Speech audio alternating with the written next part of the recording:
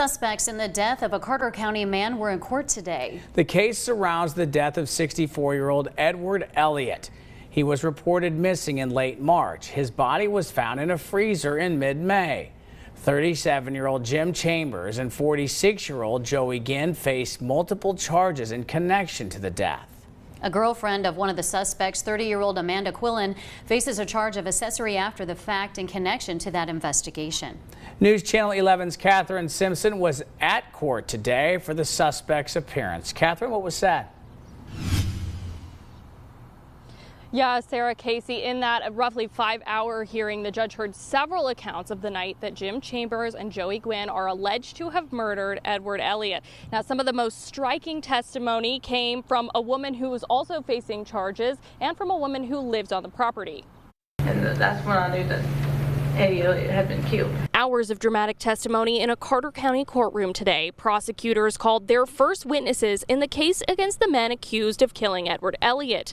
Madison Macy Hobbs told a Carter County judge Chambers called her to notify her that Elliott had broken into her truck on the night of the alleged murder. She went outside and found Elliott lying face down in the mud.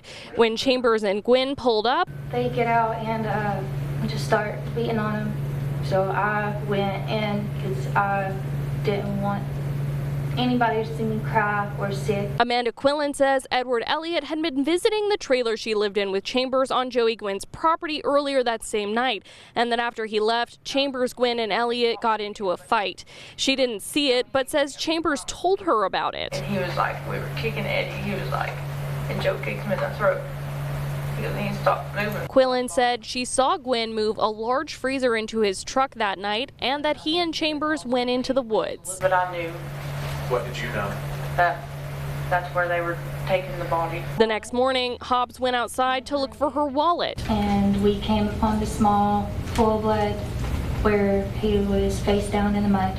Elliott's body was discovered in a buried freezer on Gwynn's property in May. The freezer was extremely heavy. We had to bring in equipment to remove it from the hole because we could not get it out. On the stand, Carter County Sheriff's Office investigator Robert Brown said Elliott's body was found bound, wrapped in tarp, and underneath concrete rocks. Quillen waived her right to a preliminary hearing, so there was no testimony in the case against her. Both cases, the murder case and the case against Quillen, will be bound over to criminal court. The next hearing in Chambers, Gwynn's, and Quillen's cases is scheduled for October 4th. Live in Elizabethton, Catherine Simpson, News Channel 11. Back to you.